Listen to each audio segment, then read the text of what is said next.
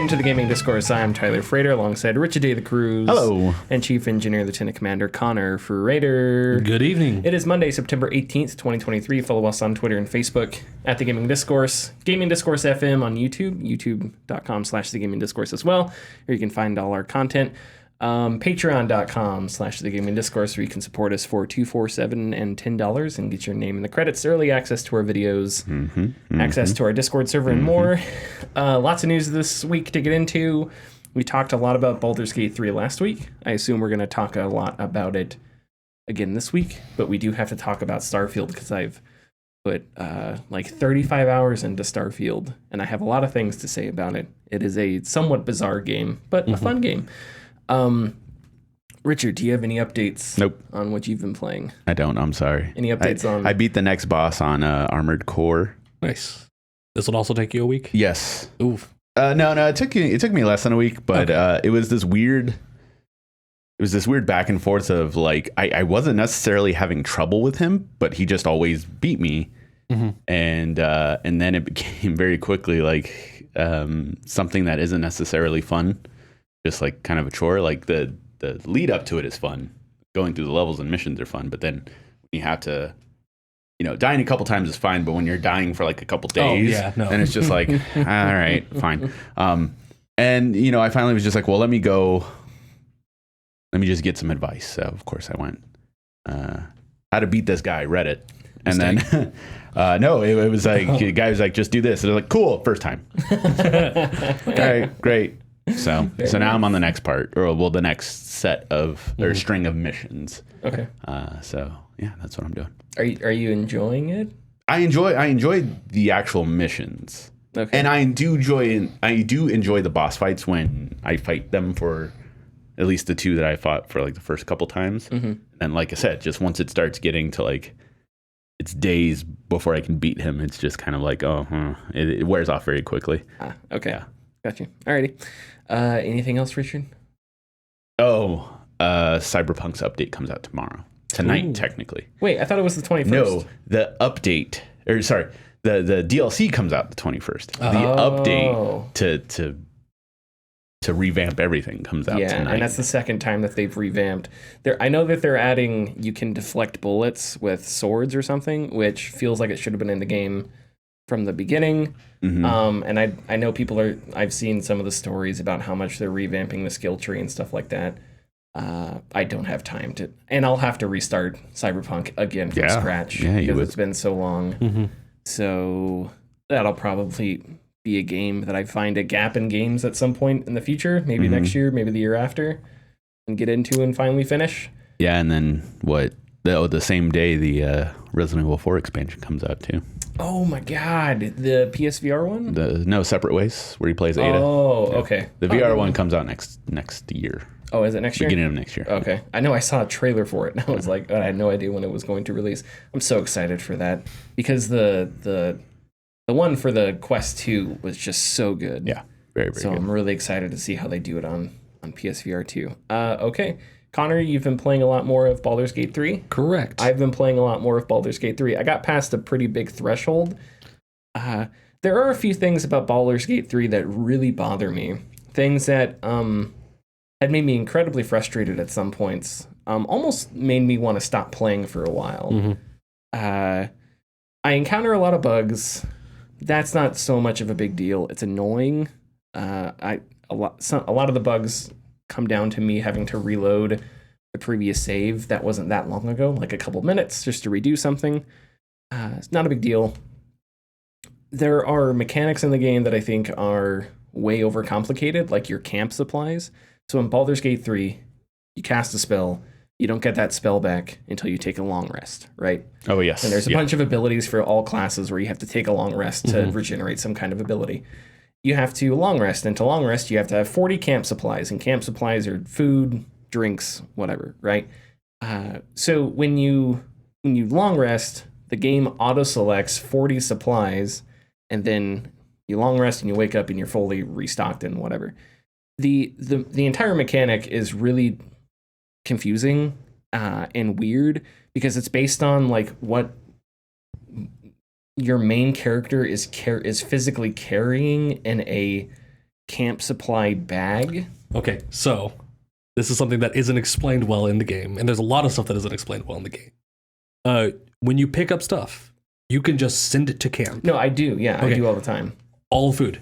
Don't carry it on you. No, I know. Okay. But if I take that out of my inventory and then I go to long rest, it says I don't have any food. Yeah, you can ignore that. But then Because how do you I long rest? So if you just hit send to camp, there's a chest at your camp. I know. Okay. You can take resources out of that when you do a long rest. So you're saying to go there and physically take it out every time you long rest? You just you activate your bedroll, and it's going to say you don't have enough supplies. You hit okay, and then you have access to your chest for supplies. But I guess the weird thing is it's never done that for me. It's always self-managed it, and then all of a sudden the past few hours I lost a bunch of I was carrying around 1,000 cucumbers, and all of a sudden I just lost all these cucumbers and I have no idea where they went. It's an overcomplicated. I'm not a game developer. Mm-hmm. It seems like it should be as simple as send to camp, and then that piece of food disappears into some inventory somewhere, and that counts towards your amount of food you need to when you long rest. But this idea that an apple is a physical entity that you can carry, I understand it's funny that you can toss an apple at a boss and maybe kill it, but it just feels so overcomplicated when you have a long rest mechanic like that. But it's fine, whatever. I'm existing with it. The big thing that really bothered me about, so I'm in Act 3, which is the actual city, Baldur's Gate. Mm-hmm. And the thing that really bothered me was, so Baldur's Gate 3 doesn't care what you're doing or what you plan on doing. It's going to surprise you with things, and it's going to do things, and quests are going to trigger. And on one hand, that's cool. On the other hand, that's really annoying. But I'm going to obviously avoid spoilers here. But in Act 3, something happened. A pretty big thing that happened to one of my companions. And to get this companion working again, it wasn't a bug. To get this companion back with me, I had to either mainline the story or go about my way and not have this companion with me for as long as I wanted to until I mainlined this story, which was to me annoying because it was a companion that I used a lot, and it's an arbitrary thing that happens. It's not part of that companion's specific story, as far as I know. And so all of a sudden, when you're in an open world, you do whatever you want, right? Mm-hmm.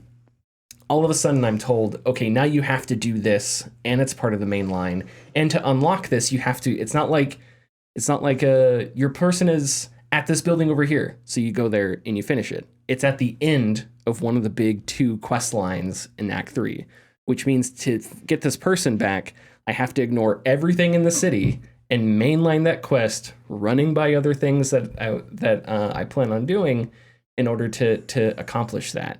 And that really demoralized me for a while because I don't know. I felt like it was a cool development, but I felt like forcing me into doing something that I don't want to do just yet was frustrating. And there are open world games where it takes the context and it funnels the player into a really specific instance.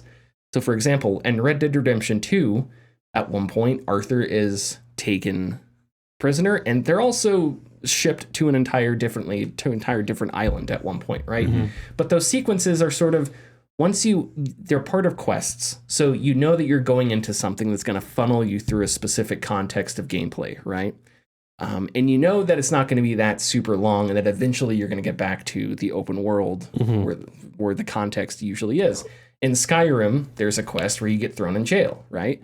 But you know before beginning that quest that I'm going to do this quest, you get thrown in jail, and it doesn't take you 10 hours to get out of jail. It's a quick and done quest, and as soon as you're done, you're back out to the open world. Mm-hmm.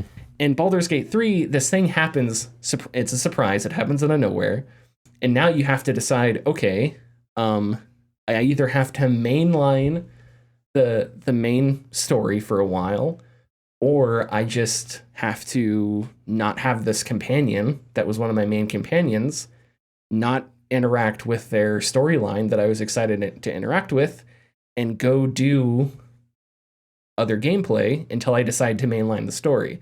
And that's really frustrating because it just feels like, why couldn't you have made it, this person got kidnapped and you have to go to this building over here to save them? Okay, fine.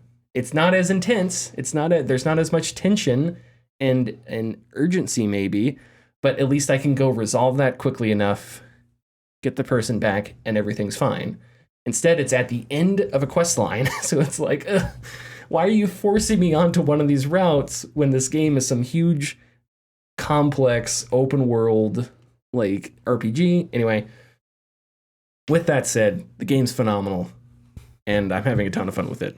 Go ahead, Connor. As a forever DM, I can sympathize with the please just fucking focus on the story and stop running around your head up your asses. Well, okay, but it's a video game, not a tabletop game. I know.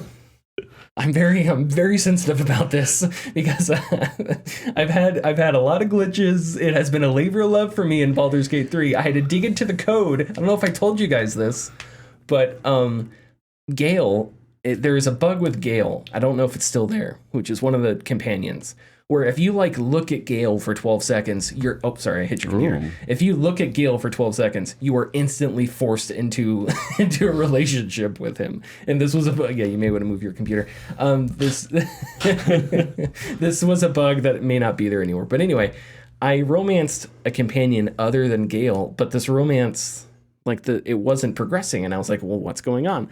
So I looked up on Reddit how to open the console and check what companion you were romancing by putting in the player ID and searching for what companion ID your player is romancing. And it said you're romancing Gale, and I was like, well, what the hell? I haven't spoken to Gale in 10 years. How is that happening? So the part of this Reddit post was how to copy and paste a different companion's ID to force change who you're dating to this other companion, which I was going to do because I was more than halfway through the game, and the person that I decided to romance wasn't happening because the game thought, no, you're romancing this guy over here. Right, so it kind of locked you out. When I clearly wasn't, and there was no indication that I was. So that was another. So anyway, it's been a labor of love through Baldur's Gate 3, but every time I get angry at it, there's some incredible boss fight or some incredible set piece that's just God damn, or I solve it and it's awesome and it's some cool puzzle or whatever that makes me feel. The other day or yesterday, I fought the hardest boss in the game I have fought yet. The boss was resistant to almost all damage types. He had an attack. If he attacked 4 times, he had an attack that would do upwards of 60 damage, which at my level, 60 damage will kill almost half of my party. Mages at the level I was playing had 62 health. Mm-hmm. So if you had 2 damage, that would kill you. So this boss was incredibly tough. So how I beat this boss was I had the spell Tasha's Laughter. I forget what it's called. Tasha's Hideous Laughter. Tasha's Hideous Laughter, which makes somebody laugh and fall over into a crazed laughter. And I have it on my sorcerer, and I got it at the end of a quest that made it an ability. It doesn't cost a spell slot.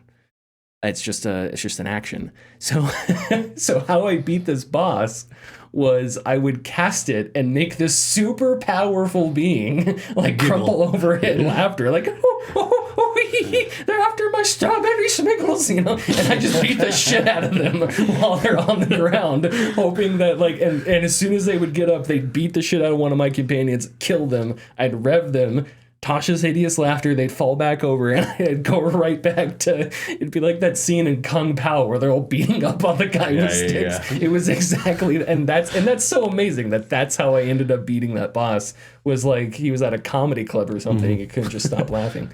But anyway, okay, I'm sorry, go ahead. My partner and I have hit the hardest point of the game, playing split screen, because the game starts to break down. Oh, no. Changing a character takes upwards of 30 seconds. Oh my god. Whenever we're in combat, it goes enemy, but as soon as it goes from player to player, it chugs. Oh, wow. And we both hit this bug where so we're playing on the PS5, and you can click the left thumbstick in to bring up your cursor. We both encountered a bug where that stopped working. And so when we tried to select anything, we didn't have our cursor. We couldn't select anything. So that required a few reloads. So we're just going through creating new characters, like working on different concepts, putting our main characters on hold until a patch comes out. Oh, that's too bad. Yeah, the game is not. I don't think it's optimized very well. One thing that is confusing about the game, for split screen at least, is it stays in split screen even in combat, which it feels like it shouldn't be in split screen for combat. So you see the same thing on both sides so of the it's screen? rendering. Interesting. It's rendering the game twice. Is it really? Is that how it works? Yeah.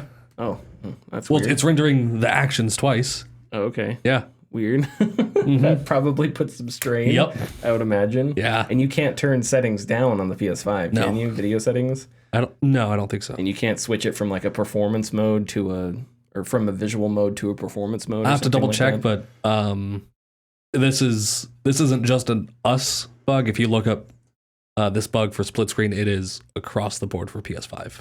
Yeah, I feel like between this and Divinity, there's just no easy way to get co-op to work. Mm-hmm. They want it to work. People like playing the games in co-op, but I just don't think there's an easy way to do it because of all the stuff that fits better in a single player context, like conversations or whatever. So it's like, I get it because tabletop gaming is a communal thing, so you kind of want to incorporate that somehow, but there's like no easy way to do it, and I don't think they've ever come up with like a streamlined way of accomplishing that, even with Divinity, and definitely apparently not with Baldur's Gate 3. Well, that's too bad. Yeah, that's too bad that it's I would suggest looking for like a Bluetooth mouse and keyboard, because I think a PS5 is compatible. It is, yeah. Yeah, so I would just ditch the controllers altogether. And Well, that doesn't solve the lag. No, but you may still have your cursor. So I mean, because if you're using a mouse and keyboard, it wouldn't solve the lag, sure, but yeah. Which that's the missing cursor isn't an issue. Quick save and a reload usually fixes it. But it's the game coming to a crawl anytime anything happens. That's too outside bad. of walking. It's too bad. Yeah, the game has a lot of problems. It's just when it's good, it's so freaking good. And the writing is excellent, and the gameplay is really deep, and it's also really creative. There are always like 1,000 ways to overcome something, to surpass some kind of challenge, whether you're trying to get past a door or whatever. So yeah, I mean, I was thrown in jail at one point, and I didn't want to kill the guard, so I knocked the guard out, and then I took the key from him, and that's how I got out of jail. There's all kind of stuff like that, where it's like there's just so many ways to overcome challenges. That's what makes it really good. Yeah, it's too bad that on PS5, that makes me really worried about the Xbox. Well, this is partially why the Xbox was delayed. So they couldn't get split screen to work on the Xbox. Yeah, and they have the whole parity thing. Microsoft has the whole parity thing. Yeah. Okay. So hopefully when the Xbox version comes out, it's in a more playable state. Yeah. Because we were towards the end of Act 1 when this started going. And everything online is the further you go, the worse it gets. Performance gets. Yeah, performance has been the worst for me at the end of Act 2. Baldur's Gate has a lot of NPCs around, so that slowed the game down, but I was able to make things where it runs a little bit better. I definitely think it's an optimization thing, not a my computer just can't handle a thing. Yeah. Because my computer, when I'm driving through Cyberpunk going 150 miles an hour in the middle of a city, and it's got NPCs and ads loading everywhere, it runs at a pretty consistent like 45 to 55 FPS, and it runs fine. And as soon as I stop, that goes right back up to 60 plus. So I don't think it's a my computer type of thing. I think it's just Larian had a lot of trouble with optimization, and optimization is one of those things that I don't know anything about. Do you have anything else you want to talk about vis-a-vis Baldur's Gate 3? For second or third playthroughs, whatever you're doing, definitely play through as the characters. Oh, you think so? Absolutely. they have very interesting interactions with each other and with NPCs that you don't get as a custom character. Oh, interesting. I didn't know that. Yes. Okay. Was that the same in Divinity? I believe so. Oh, okay. Also, the Dark Urge is a very fun playthrough. I've heard. Yeah. You want to explain what that is? So the Dark Urge is a amnesia character who occasionally gets these sadistic urges to maim, kill, murder, and there are multiple paths you can take, either going full redemption arc or just leaning into it heavily. But one thing about it is it gives you the best of both worlds. You get a pre-written character that you're going to have these special interactions with, but they're not pre-written for race or class, so you can be whatever you want, play whatever you want. Oh, that sounds fun. Mm-hmm. Just be ready for some really off-putting stuff, like fantasizing about cutting off someone's hand while it's sticking out of a portal. Ooh, oh, I know who that is. Yep. I it's funny because I am like 130 hours in. This game is the longest game I've ever played, and maybe the biggest. I don't know. Because I remembered, I don't know. Yeah, probably. But I'm already thinking about like what I want to do for my second playthrough, because there are entire classes that I have not even encountered. Because you don't find, I explain this with the hirelings. You can buy a hireling and bring them in, but they're not a character. They're just a vessel. So it's like I haven't encountered a monk. I haven't encountered a paladin. So diving into those classes would be fun, and checking out those synergies. And of course, there's all kinds of story stuff that I went one direction and out the other and didn't happen across. So there is a paladin you can pick up early in the game. Is there? Yes. Oh, I didn't know that. You have to side with the goblins. Oh, well, okay. Well, I know who the paladin is then. Yeah, screw her. I assassinated her. Okay. All right. So let's talk about Starfield. I'm not even sure where to begin. I'm enjoying Starfield, but it is a weird game. Ambitious. Kind of. Yeah. Yes. For Bethesda, ambitious. Yeah. So I think maybe the first place to start is, one thing people complain about with space games is how much nothing you do, because a lot of the space game is flying through space. Mm-hmm. And I have always defended that for a couple different reasons. I don't think it's one of those things where if you don't like it, that's fine. But it's not, if you say it's bad design, right? Having to fly around space and it taking forever, I think that's a bad argument. But in Starfield, there's almost no space travel, at least no practical space travel. Yeah. You can fast travel everywhere. When you fast travel to a planet, you spawn in your ship in orbit. There may be an enemy that attacks you. There may be a guy that's like, we're doing a scan for contraband, whatever. And then as soon as you're done, you go back to your map, you hit X to land, and you load in and your ship lands. So when there's no connectivity, there's no connective tissue between the different planets and moons and stuff, because it's just loading screens that connects everything. Now, as far as I know, there was the person that Alana Pierce flew to Pluto. Flew 7 hours to Pluto. Yeah, but that's not a practical. It's Yeah. not like the game is not made like Elite Dangerous, where you set your engines and you set a course and you just wait. It's not the same thing. That's more of like a novelty, I guess, that you can do that.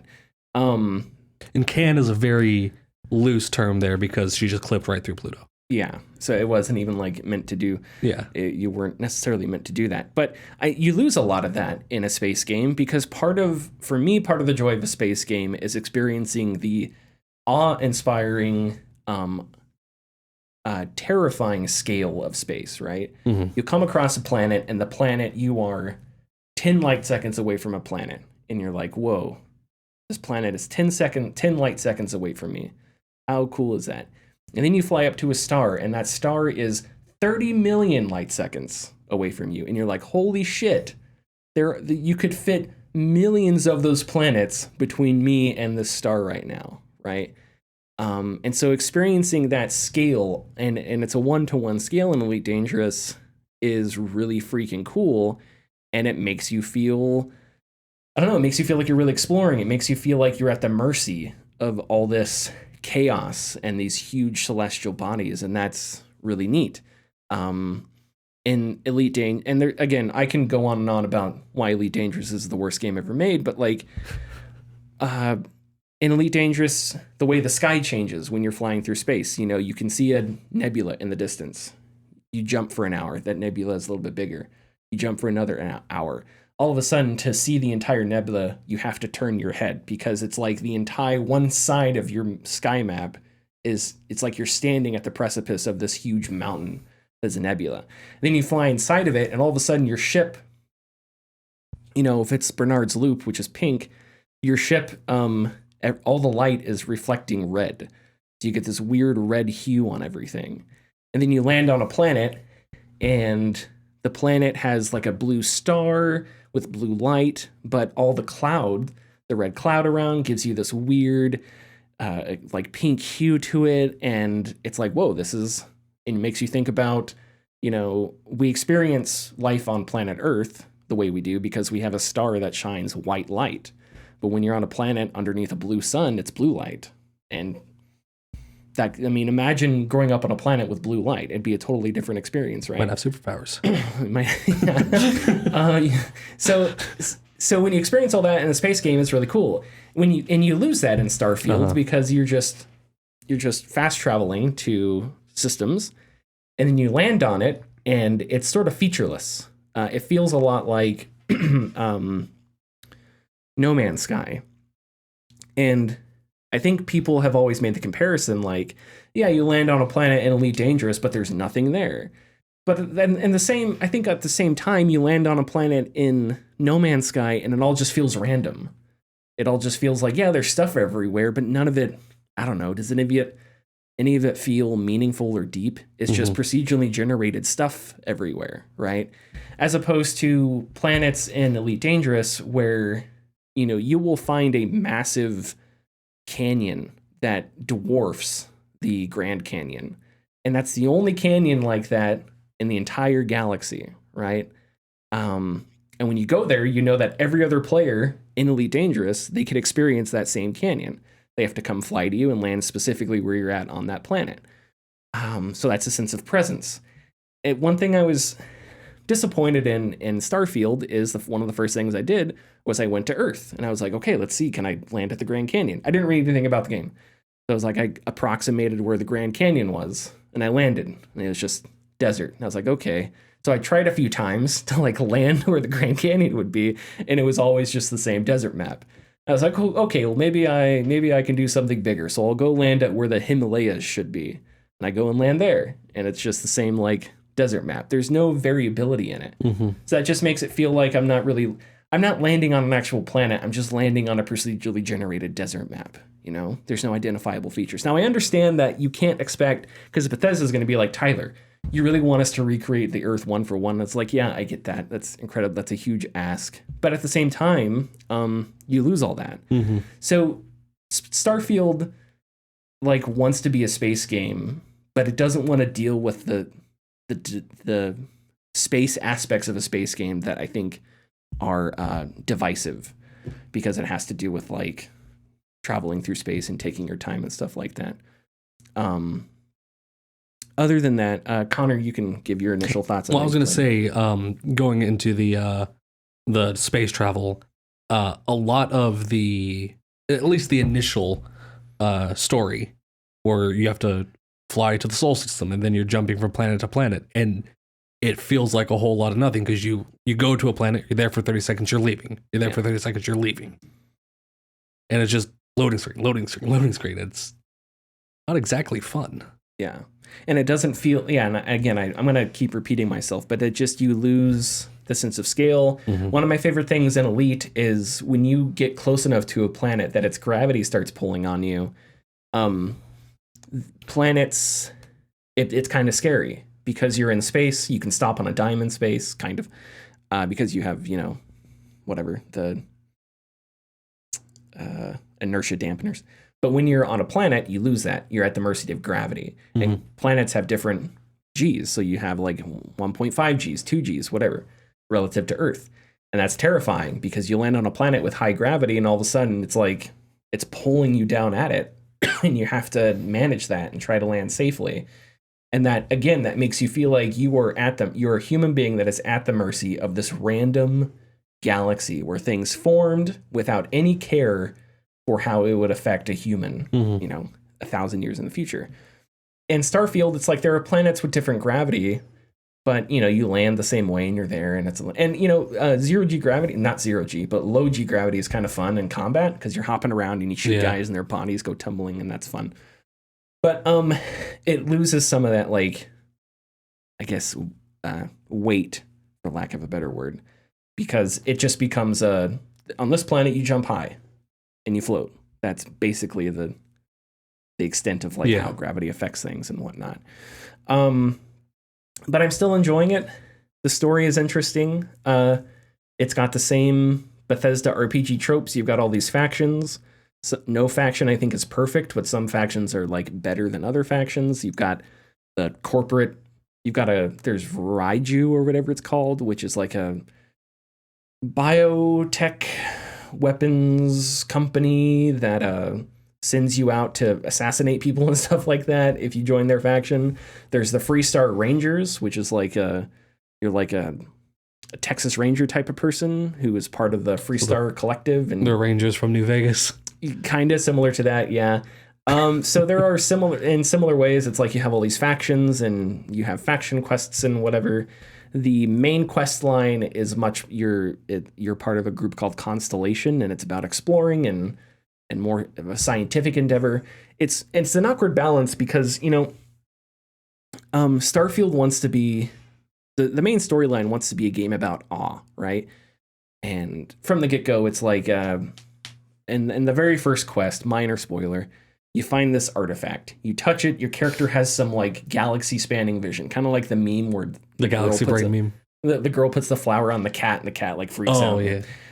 So you kind of have that reaction to it. So Starfield is setting up some kind of like 2001 Space Odyssey, some transcendent, true nature of the universe experience where it's like the physical laws of nature. You surpass that to learn things about existence and consciousness and, whatever. 2001, Interstellar, those kinds of movies, right? But that kind of story is inherently, I don't know, not non-violent, but like it's about exploration and knowledge. Mm-hmm. So it's awkward balancing that when like 30 minutes earlier you're like, oh yeah, I'll go assassinate this guy for you, and then I'm gonna go expand my horizons real quick, so it's like, please don't shoot me, and it's like, all right, let me get in my ship and oh, look at that, it's the monolith from 2001 inspiring me to become better. It's this weird thing where it wants to be a Bethesda RPG, which means you can join the Roman Legion and murder people, but it also wants to be this like this highbrow story about, what is the true nature of the universe and stuff like that. And balancing those two things is really weird. There's even a line that when you join Constellation where they try and like brush that to the side because they tell you rules about being in Constellation. And one of them is like, we don't judge. You can do whatever you want as long as you're not doing it under the guide. As long as you're not doing it, as long as you do it outside the bounds of our HQ or whatever, they say something like that. So it's like so Bethesda was aware that it was a weird balancing act. So they just threw in a line that's like, hey kid, as long as you do it away from here, whatever, it's fine. don't give in to the morality of the situation too much, which is a weird thing to do. And that's another thing where it's like a space game. If you're gonna want to tell a 2001 type story, it's weird to balance that with the chaotic nature of a Bethesda RPG. Other than that, I'm enjoying the ship builder. I think it's pretty cool. It's a really slow progression. You have to put things in certain spots to get it to work. I got tired of being over encumbered. You can store stuff on your ship. I got tired of being over encumbered. So I loaded my ship with cargo bays. That made my ship heavier, which means it needed more engines. So I loaded more engines on it. So my ship is just a giant cargo bay with like 6 engines on it. And when you go into the shipbuilder, it's like, yeah, this ship is really slow. It's going to suck in combat. And I'm like, I don't give a shit. I've got 500 units of iron that I have nowhere to put. I'm going to put them on my ship. And if I get into combat and die, so be it. So I'm putting up with that. And there's obviously ways you can improve your ship and find better ships, which is cool. Oh, and I don't know if Fallout 4 did this, but one thing that I do like about Starfield thus far is when you unlock a new ability, that ability upgrades as you use it more. So that was a horrible way of describing it, but as an example, the theme that I'm going with is sort of a gunslinger theme, like a Han Solo type thing. So I picked pistols. When you create a character, you can pick perks to start with. So I started with a perk in pistol talent. And so I picked that one. But in order to get and it gives you like plus 10% damage. The next tier is plus 20% damage with pistols. But in order to unlock that plus 20% damage, you have to kill like 50 guys with a pistol, 50 dudes. And then once you kill those 50 dudes, then you have to spend an upgrade point to unlock that. Now you do 20 damage. And that's with everything. Every type of gun. That's with stuff that you build. So it's like you have to do the things in order to upgrade them. Persuasion's the same thing. If you want to get good at persuading people, you have to use the persuasion skill, which means you can upgrade it, which feels like an RPG because that means that you have to build a character, and the items that you're going to be using and the techniques that you're going to be using will organically fill out the tech tree. And I don't know, in Fallout 4, I don't remember, Fallout 4 may have worked the exact same way, but I remember in Fallout 4, I could just pick up a weapon and I was fine. Yeah. It wasn't like an RPG. It was just a shooter. And I didn't really like that. I mean, Skyrim did that. Yeah. The more it's the higher your okay. sneak rank goes, So Skyrim did that. So yeah, I'm not saying Bethesda has never done this, but I'm just saying as opposed to it's never been this granular. And obviously Oblivion was the same way. And that's why when you went up a mountain, you would mash Y or triangle because you went up as you went up the mountain. So you build up your acrobatics. Yes, you get at the bottom of the mountain, you're 50 acrobatics, and by the time you're up top, you're a Khajiit acrobat just going all over the place. Jumping across because you buildings. would just mash triangle, but the character would just hop up, go up the mountain. Anyway, so it's not like they've never done this before, but I think they sort of got away from that style of RPG with Fallout 4. And maybe I'm wrong, but I just remember in Fallout 4, it was like, oh, this... Oh, no, absolutely. In Fallout 4... I spec'd into specific weapons, but if I found a weapon that did more damage, there was no reason not to use it. Yeah. Where it's like now, if I find a really cool assault rifle, it feels like the pistol that I have is going to be better because I get all these benefits to the pistol. So that means that I'm not going to be worrying about the assault rifle, which feels more like an RPG rather than just a shooter, where you pick up the thing that does more DPS and you forget about it. I was going to say, in Fallout 4, as long as you had the right special points and the correct level, you could go from never touching a lockpick in your life to a master lockpick overnight. Yeah, and that's how I remember it too. But I'd only played through Fallout 4 once, and it was a while ago. So yeah. Oh, and Jesus Christ, yeah. This is a big part of the discourse, but they needed vehicles, and they didn't give vehicles. So when you land on a planet, you can land. So again, if you can land on a planet, you can click on any point on the planet and hit land. Now that doesn't mean that specific point isn't just a randomly generated map, right? Right. As opposed to, again, I know I hate myself, but like Elite Dangerous, you pick a point on a map on the planet you land. That specific point is persistent. So everybody that lands there is going to see that specific point of that planet, right? Whatever. Starfield, you pick a spot, you land on it. It feels like it's just randomly generated, which is too bad. But, where was I going to go with this? I was talking about weapons. I was talking about points on planets. I was talking about, vehicles. So it's this map that's like a 1.5 kilometers by 1.5 kilometers square, right? And you can only just run. Yeah. So it's just, you go from your ship, because you can't fly in atmosphere with your ship. You can't take off, go like 500 meters and land. If you decide to take off in your ship, it's back to orbit. So if there is a point of interest a kilometer away from your ship, you're just hoofing it over there. And you can scan stuff on your way there. Better hope it's low G and you can jetpack over. You can maybe, but I don't really know if jetpacking is much faster. But I just don't see why you couldn't. Again, I understand from a game development standpoint, I'm not going to sit here and say it would be easy. It probably wouldn't. It probably cause all kinds of problems. You have to figure it out, whatever. But just imagining having even a little bike, little bike that you can hop on and you just ring the bell, ride around. Yeah. And it takes you a little bit faster.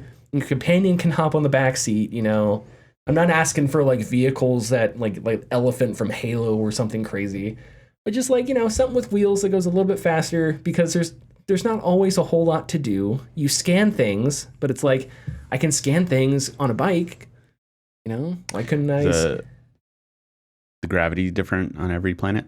Some planets, That's probably a big reason. Yeah, and because then they're gonna want to not have a car feel stupid on each planet with a different gravity, and they're gonna have to attribute that. Yeah, so I'm not. Yeah, and that's why I said I didn't want to say that it would be easy, but it definitely feels like the game needs a solution to that, because one of the big things is you land on a planet and there's a point of interest 1.5 kilometers away, and it's just like I don't want to go over there.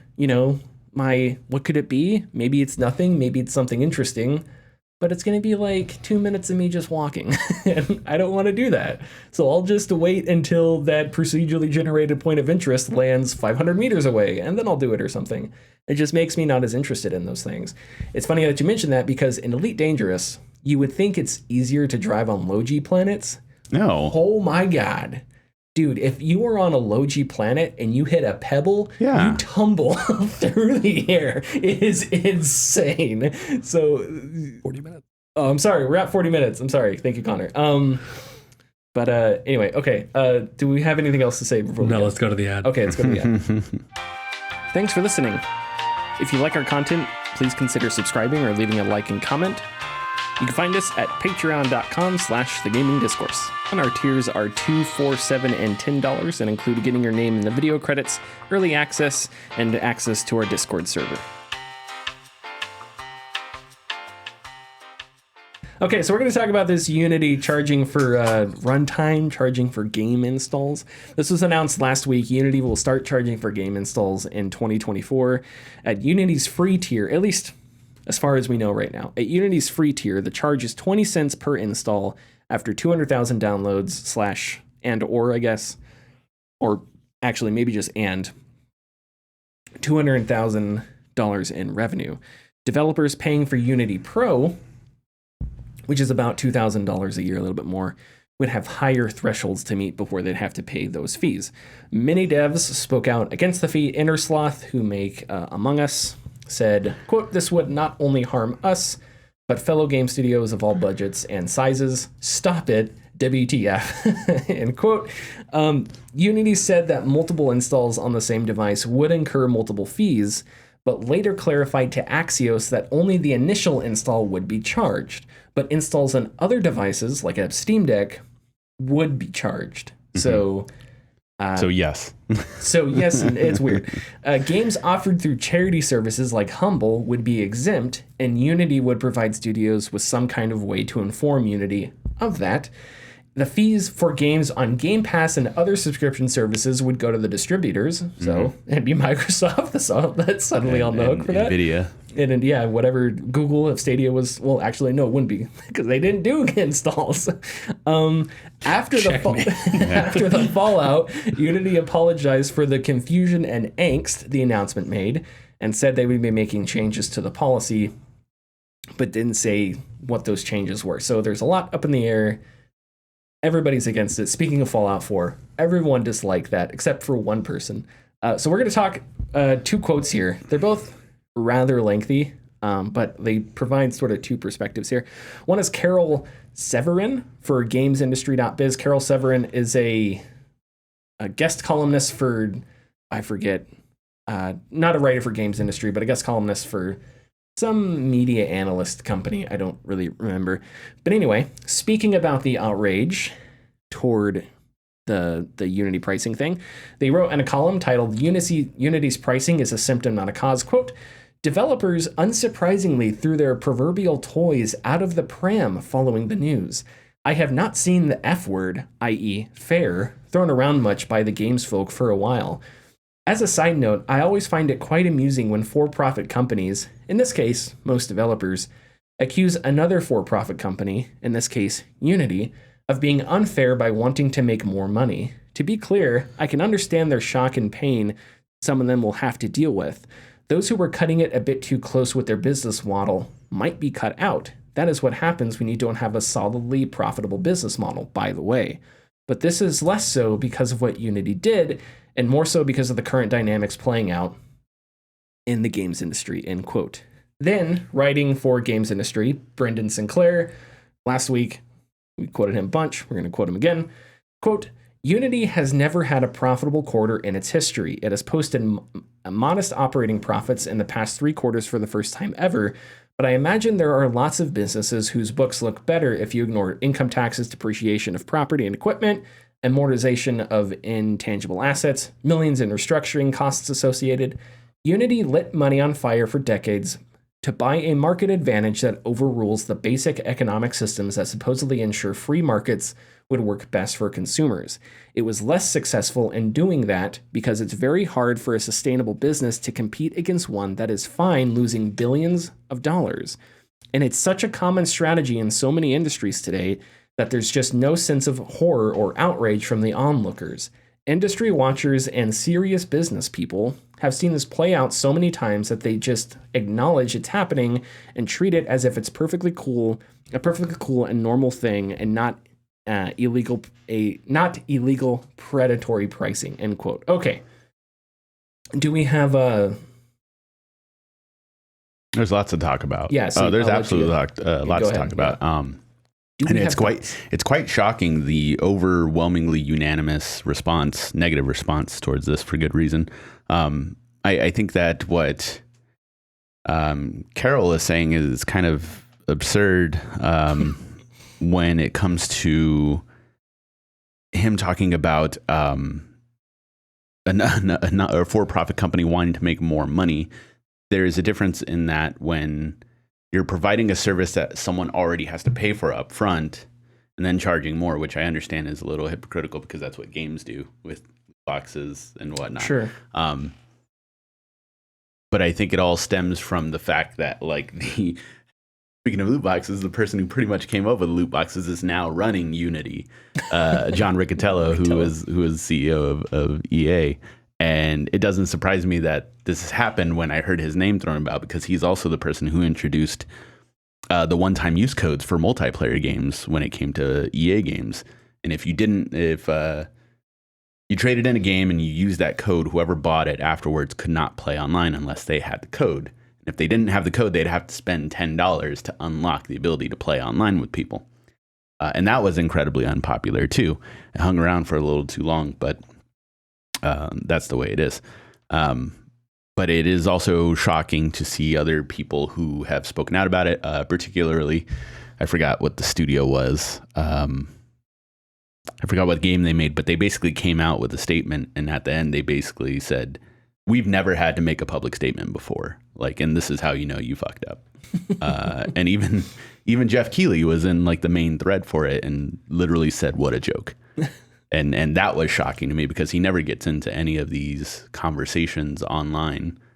But it is essentially a good publicity for other game engines, like Unreal and Epic and other. What else is there besides Unity? I mean, publicly available. There's that other one, Unreal. Godot. Oh, yes. I have never heard of it. Oh, that's why I've been seeing that floating around. Yeah, because there's a Humble bundle out for it right now. Which I have never heard of that. And I have played games made in it, but I had never heard of that engine before. But like publicly available, like one where it's popular among like smaller devs. Yeah, it's Unity, Unreal. There's probably another one that I'm forgetting, but other than that, there's not like too many huge engines that at least range from the scale of indie dev up to like AAA level developers use when it comes to so they're providing a punishment for a like I don't want to call it an imaginary problem, I guess. Probably stating that wrong. But when I play games on my PS5, as soon as I'm done with them and I know I'm not going to play it anymore, I delete it. Like I get it up. But I never know when I'm going to just think about playing it again and reinstalling it. And that's quite the unfair punishment for something that's so fickle. Yeah. Whether or not they decide to charge for, which they said they're not going to, if you install the same game on the same device, they won't charge for that. But if you install it on a separate device, but what if you get a new PS5 one day? What if you upgrade to the PS5 .2? Well, and do they think your GPU is a different device? Do they think your CPU is a different device? What if you buy a game on GOG that that is DRM free? It's like, how do they track that? Yeah. So there's a bunch of questions that they didn't answer, and that seems to be the standard operating procedure for announcements like this. Is you put it out knowing that everybody's going to hate it, and you put explain nothing, and you just let it wash over you, and then you figure out what to do from there. Severin's quote, I think, was pretentious. I think obviously that's not all that he wrote. There's more in the actual column, but I think it also looked past, one, how big of a financial burden this is on a lot of companies. Two, this idea that like it sucks for you if you were operating on a thin margin if a giant corporation can make a decision like this and end your career. Sorry, that's how capitalism works, bro. I don't know. It's like, do you want to address the question of does it need to work like that? Is this an absolute necessity? This is the way it has to be? Yeah. I understand that there's financial considerations, that there's financial realities. But if your response to especially small developers saying, which game development is, I don't know why anybody does it, because it just seems like hell. I don't know why but thank God people do. They make games. And your response to people complaining and response to people's fears that they're going to have to figure out how to deal with this new fee, which sounds small, but it's not small when you consider scale, is to hand wave and call them babies, throwing their toys out of the cradle because they're angry, I think is pretentious, insulting, and I don't know, out of touch, and completely overlooks the fact that of how much game developers have had to put up with and how much game development, how complicated and sucky a lot of it is.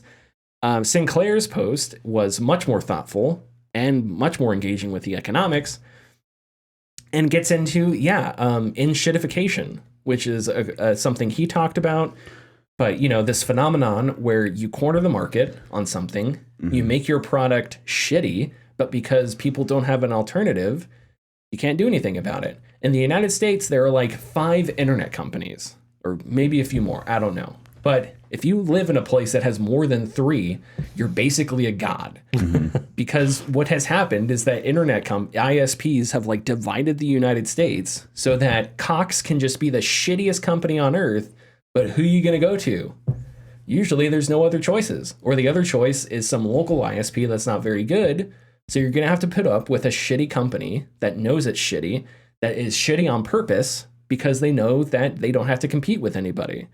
And then we get these talks about capitalism and economics and how the market should sort these things out because that's laissez-faire and John Milton and all that bullshit, or whoever, not John, Adam Smith. And it's like, okay, well, you know what? None of this is like how it's supposed to work. This is just kings dividing up a kingdom and promising they're not going to go to war with each other because they're happy with the castles that they have. And that's what's happened here is, Unity took losses for a long time, carved up a huge corner of the market. And then what they've said about AI is really scary. John Riccitiello is just the most distasteful man imaginable. He even sort of looks like, if I had to pick an executive that looks like a Batman villain, it would be John Riccitiello. He looks like he could be the Riddler. And not even like, he'd be the Riddler that is like insecure, like Arkham Riddler, right? Yeah. Where he's like, instead of like the Riddler from Batman, those like eyes are dead. Edgy. Yeah, exactly. So he is the Riddler that, is angry with himself because he crafts these, and I'm extending this joke way too long. He sucks. Let's put it that way. He sucks. And I don't know. So And this hurts a lot of smaller devs because Unity is a popular engine because it's free, and I'm not going to sit here and say it's easy to work with. I've always assumed it's relatively easy to work with. Maybe, but I've seen it, but I've never made a game in Unity. Yeah. So I can't sit here from experience and say that. But because it's accessible, you go on YouTube, Unity FPS, and there are tons of YouTubers that have made tutorials, right? Because it's accessible, because of all that. There's a lot of Unity games in VR too. Yeah. A lot of VR, and it is mobile games. A lot of mobile games. Yes, a lot of mobile. And that's another reason. And I think Genshin Impact is Unity as well. Is. Yeah. But there's it is disheartening to, this news hit, and then of course you see the flood of criticism, but then after that you start seeing the flood of like individual people, at least on my timeline, that are like, I've been making this game for a couple of years in Unity, I can't anymore. Like, because of this brain dead decision. And it sucks because for someone who hasn't even gotten started, their proverbial dream is dead. Like, because or you have to shift to an entirely different engine. Right, which already is hard enough. Nightmare. Yeah. And I guess your response to that should not be, well, that's during the 2008 financial crisis, should people have taken out 6 loans for 6 different houses? They shouldn't have done that on an individual level. But the larger problem was that Wall Street banks were allowing this to happen and creating the economic engines to make that a huge market, right? So yeah, there were individuals that led to that, but these individuals were not the main cause. The main cause were much more economic systems that purposefully and knowingly built those systems and allowed them to run and grease the wheels. So it's like, if you're a Unity dev and you're not making a whole lot of money, it's not even a one-to-one comparison because it's not necessarily your fault. But shouldn't they be allowed to exist in an ecosystem where they can sustain that type of profitability, even if it's not by much? I think, they should be able to. And it's not them that has created this world. It's Unity. And so Unity is the company that deserves the criticism. And just like 2008, even if Unity is in a financial spot where they have to do this, they do this or they do not exist in 2025, right? Let's just say that. Well, then they're still to blame for creating this economic ecosystem. And John Riccitiello should lose his job, and the Unity executives that have allowed this to fester throughout the years should face some kind of professional consequence, whether it's being let go, whether it's mass criticism, I don't know. But you created this ecosystem, and it was on purpose, right? So I'm not going to turn and point my finger at the dev who's making some roguelike or something because they used a clearly popular and easy and accessible engine, for their game not being profitable, when it was the massive economic engine that made the decision that made them unprofitable in the first place. It's just a ridiculous. I'm still talking about the Severin thing. Read Brendan Sinclair's piece because he gets into the economics of it. It makes much more sense. He connects it to AI and Unity's like broader vision of how games is going to go. We'll get into mobile in a second, but I think mobile gaming has been a net negative on video games as a medium, not because the games are bad or worthless, but because the economics that drive it and the forces that have led to certain decisions being made in the industry all come down to everybody's got a phone, so how do you sell a loot box on a phone? And that's basically it. And that's so disheartening. And so now we're at this point where the makers of a hugely popular game, Toys and Walmart, Among Us, are pleading with their company not to do this because even they may not be able to afford this fee. With all the runaway success they have had, even they may not be able to afford it. And I don't even know what Microsoft's response. I have not seen Microsoft's response. Microsoft's response, as far as I know right now, is Jesus Christ. We're still trying to get over Bobby Kotick making himself look like an idiot so we can buy Activision Blizzard. We don't need to deal with you, Riccitiello. Could you have waited a year to do this, please? Anyway, you look like you were going to say one more thing. No, I was going to talk about the fact that I forgot. Oh yeah. It's having a, if this goes through, because nothing has happened yet. They pulled back on their decision supposedly, but if they did implement this, like how many devs out there, smaller devs, would just be like, God, I hope I don't go viral, like Among Us did. Like if this was implemented when Among Us like blew up in COVID, like during COVID. It's a blessing and a curse, mostly a curse, because how much money would have to be forked over. There was one developer on Reddit I saw who did the math of how much their game has sold, and they said we would not make a profit off our game. They said, like, we made $1 million off of this game that we sold, but if you looked at the numbers and you applied this 20-cent fee, we would be out of business, and it's because of this fee. And that's just staggering to think about, and how many of those stories are there? It's just, I don't know, things need to be better for developers, and if the business decisions that lead to this are financial realities, well, then the people that enabled that need to go to other sectors. Go work at a hedge fund, go work at, I don't know, Zynga, go work where nothing matters and it's just loot box bullshit. Don't work in industries that hold up huge swaths of the industry. Okay, Richard, let's talk about iPhones. Announced during Apple's Wanderlust event, the upcoming iPhone 15 Pro will be able to play AAA titles. Resident Evil Village and 4 Remake will release later this year. Assassin's Creed Mirage will also release for the 15. This is due to Apple's A17 Pro chip, which allows for, among other things, hardware-accelerated ray tracing and Metal FX upscaling, which is possibly Apple's version of DLSSR. Yeah, that's my interpretation. But I'm not a tech guy, so I think it's similar to. I think you're probably correct. Like it may not be. They like to do the same thing, but call it something different. Yeah, it's an upscaler. I think upscaler is a generic term that all those fall under the same umbrella. They may not necessarily be like one-to-one comparisons, but as far as like what they do goes, I think that's a solid comparison. Okay, so what do we think about this? Connor is smiling. No. Yeah. Okay, why not? Just don't. Why not? Okay, one. Again, this is the we stopped asking we stopped asking we should. We stopped asking what we could. We shouldn't do this. One, because these games will always be better somewhere else. You think? Okay, that's interesting. How are you gonna play Assassin's Creed on your phone? Right? You have to turn it sideways. That's not the big deal. But then all the controls are going to be on the screen, and you're going to clutter the screen with that. We didn't put it in the notes, but you can hook up a phone like you can with xCloud and stuff like that, which alleviates some of that. So also, playing it from your phone, what's the battery life going to be like? Yeah, that is also true. How long can it?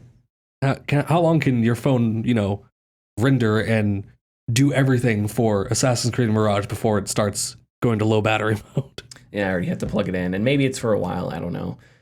Those are interesting questions, and I'm sure Apple has answers to them. They may already be out there. I don't know. I guess to me, it's like, why do people play mobile games? And I don't think anyone ever plays a mobile game because you want to experience a game or something. Right. The most popular mobile game is a time filler. Yeah, it's because you need something to do in that moment. Yes, or it's the same reason people knit. And I'd say knitting has more meaning. So it's like so there's a different context there, right? Yeah. Whereas opposed when I play Resident Evil, the experience is better on the TV because it's bigger, you turn off the lights, it's spookier, looks good, whatever. You play that on your phone and the experience is smaller.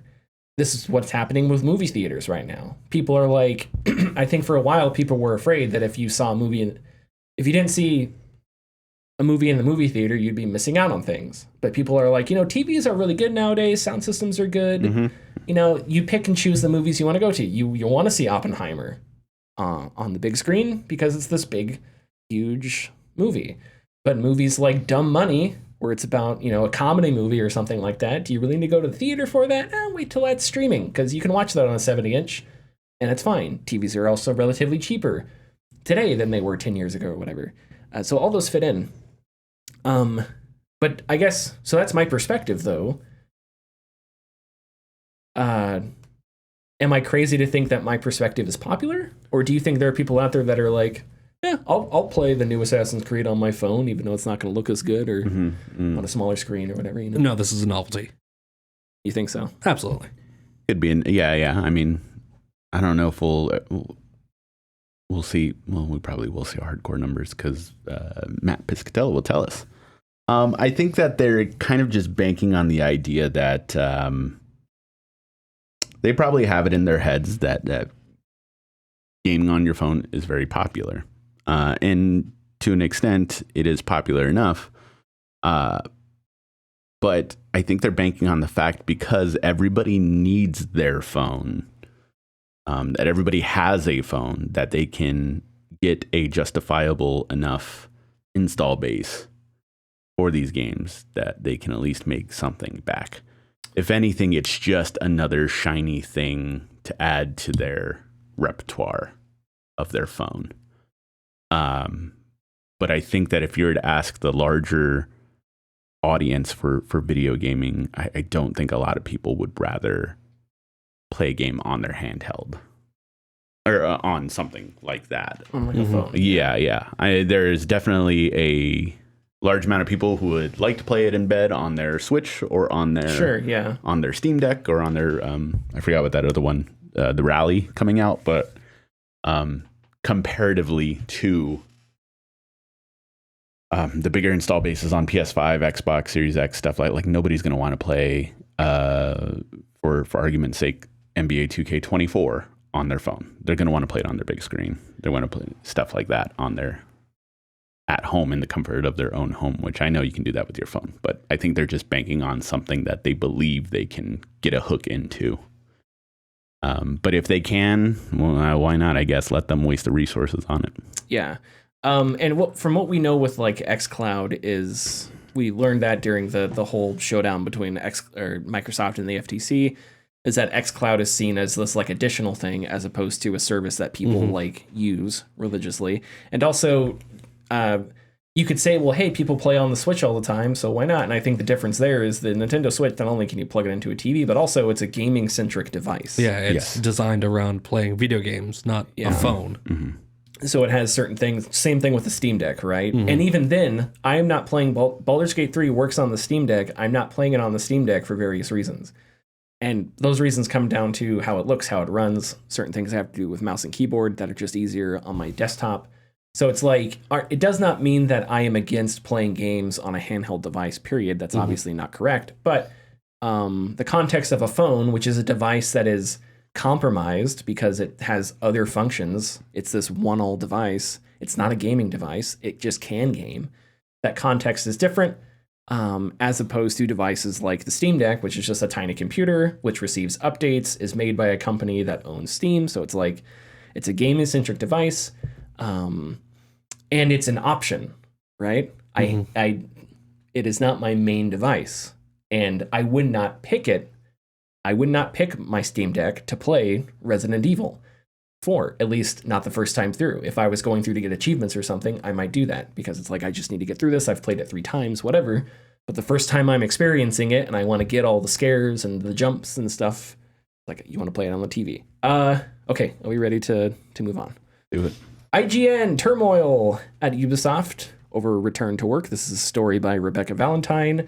Announced in early June, employees were mandated to return to the office on September 11th, many for the first time in 3 years. This angered a lot of people, many furious at what they say are broken promises from Ubisoft leadership. Reading straight from the story, quote, Ubisoft's overarching return to office plan across all its studios was first kicked off in the summer of 2021. Roughly coinciding with widespread availability of the first vaccines against the COVID-19 pandemic.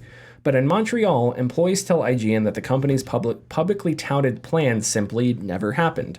Instead, they say they were reassured repeatedly over 2 years that they could remain 100% remote long-term, with many employees making major life decisions or even accepting job offers assuming they could work from home for the foreseeable future, end quote. IGN reviewed internal documents would seem to back up this belief. In one, Ubisoft promised a hybrid working model where 100% remote work will be possible, depending on various criteria. There is some strange wording I wanted to point out. We talked about this before the show. This quote here, beginning September 11th, 2023, Montreal employees are expected to work a minimum of 2 days a week out of the office. The requirement is mandatory for all employees, with exemptions only made for employees with explicit needs once all other solutions have been explored, end quote. So I wanted to bring that up because that doesn't make sense. A minimum of 2 days out. I think that may be poor wording. I think it's supposed to say maximum or something, unless I'm completely missing the point of that paragraph. But it caught my eyes. So if someone read the story and then listens to the podcast and it caught their eyes, I just wanted to acknowledge that. Yeah. We saw people saying in the IGN comment section, saying that they worked at Ubisoft Montreal and saying that it's the maximum. It's a minimum of 2 days in office. In office. Yeah. So it's like, so it may be that it was supposed to say 2 days a week in the office, not out of the office, because the way I read that seems great. you can only leave here a minimum of 2 days, and better if it's 5. Seems like the opposite. Okay, so what do we? This is nuanced, return to work and stuff like that. And I know it's sort of gaming centric, but do we have thoughts? The only reason why companies are pushing on the return to work idea, like return to office idea rather, is because companies have spent millions and millions on real estate. And now they need to justify that expenditure. And if everyone's working at home, it's just millions and millions in loss that they're not going to be able to get rid of because no one else is going to buy that from them. Yeah. No one else is going to rent that location from them. That's not a bad point. I will say that... No, and I will say, going into your notes, there are some benefits to face-to-face interaction for some industries. However, that doesn't need to be an everyday, or not an everyday, an every week thing where you're always coming in just in case you need to have some face-to-face time. Yeah, and that's why this is, I'd like to acknowledge that this is a nuanced issue. Mm-hmm. I think there are people out there, this podcast even, right? I think we're better when we're all together in the same room. When it's remote, we can get through the stories, we can have discussions, but it's just not as fun because not being in person, you kind of lose some of that interaction. Mm-hmm. So when you're at a game development studio, I'm sure there's a lot of that. So I believe that there are definitely sincere beliefs about seeing somebody in person, seeing their body language. If somebody's visibly frustrated at their desk, maybe you spot it in the middle of the day and then you can change it or whatever. Mm-hmm. And Connor, you are correct though. The corporate reasons for this have nothing to do with human interaction, right? If they could force everybody to come to work and put horse blinders on and not see other employees and make it illegal to talk, they would 1,000% do that, right? Mm-hmm. So it's not about like, we need our employees to have face-to-face interactions. I think it's more about enforcing a certain standard about property, about I don't know, things that have nothing to do with like human interaction. I don't know. I don't want to get too cynical, but I also believe that there are probably executives out there that feel entitled. They hired you, and I deserve you to. Mm-hmm. I'm giving you money, so you owe me to do this thing, right? Mm-hmm. I don't think it's too crazy to think that there are managers and executives out there that think like that. Because for some people, going to work is like the highlight of their life, and all that shit. Right. It is funny though that so much money is spent on like our work has a 24-hour kitchen and a gym, and everybody's like, I've got a 12-year-old treadmill I never use at home. I'd still rather stay at home. It's like so I think there's that. Having worked in a corporate setting that had for most parts very lenient, and then for my job very strict work in office, not work from home, but other people who are working work from home all the time, I can say it does get frustrating when you're one of the people that has to be stuck in office and you have to call someone there, at home, and you can hear them just enjoying life and you're stuck underground, Right. moving chemicals around for the next 10 hours, and you're like, you son of a bitch. Right. That's true. You hear Monday Night Football in the background, you're like, son of a bitch, I just want to be home. That's true. That's true. And I think I'm not an expert in this, but as far as I know, all of the working from home and stuff, productivity, I think generally has not like been destroyed by that. No. Which makes people scared because it's like, oh my God, if they know that working from home is better, what will they do next? Unionize? Oh God. Think for themselves? Will they think for themselves? Anyway, okay, let's do tidbits. What if I told you in this world there are bits and there are tids, and Richard is the only man who can put them together into tidbits? Explosions. GTA 5 turns 10 yesterday, actually.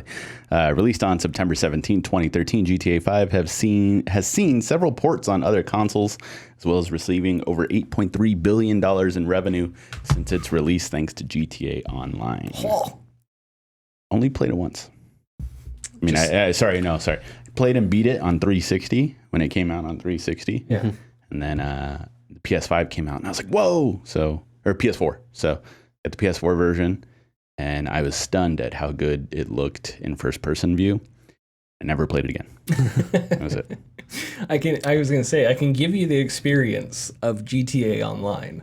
Just pull up the loudest siren ambience on YouTube and put that on repeat and listen to that for an hour. Yeah. That is GTA Online, basically. I'll always remember that we did the all the heists locked in first person mode for the payout, and I was the only one that got the big payout. I thought you were the only one that didn't get it. No, I was the only one that got it. Oh, okay. Yeah, that was weird. The heists were pretty fun. And in first person, it's pretty intense because the whole thing is in first person. And I remember I had this recorded, but we were in a car and the car hit something and it flipped. Not, if you're listening, it flipped like sideways, right? It did a full 360 spin and we landed back on our tires. And it's so crazy because I'm aiming my Uzi out the back window and I'm shooting at a car and you see the car just like twirl as I'm shooting my Uzi and we land back down and I'm still shooting the Uzi. And it was like, what the hell just happened? That's just the craziness of GTA. See, you guys had fun. Yeah, but no, there's definitely fun to be had. Definitely fun to be had. Portal 2 and Prey are now both fully playable in VR. The VR community has really rallied together the last couple months to provide some really, really awesome ports on the VR scene. So far this year, we've gotten Far Cry 1, we've gotten Star Wars Jedi Knight 1 and 2, and soon Quake 4 later this year. I did not hear about the Jedi Knights in VR. In VR, yeah. So are you just controlling somebody in third person? No, or? the game Jedi Knight 1 and 2 for Xbox. Yeah. And PC, yeah. That's the third person one, right? Yeah. So are you just controlling them?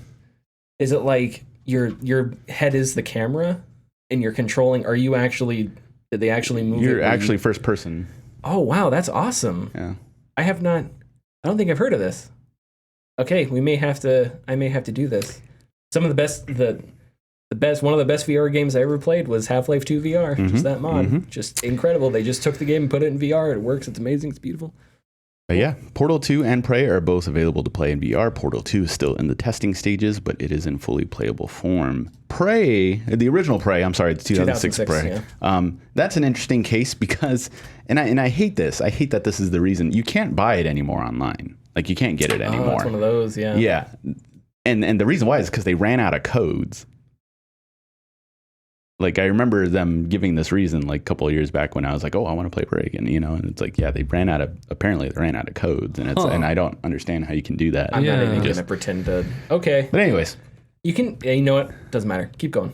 Bethesda and Xbox are meeting with former developers from Volition. Sean Guinea, a representative from Xbox and Bethesda, posted to their Twitter that on Wednesday he will be in Champaign, Illinois to meet with anyone who was affected by the Volition closure.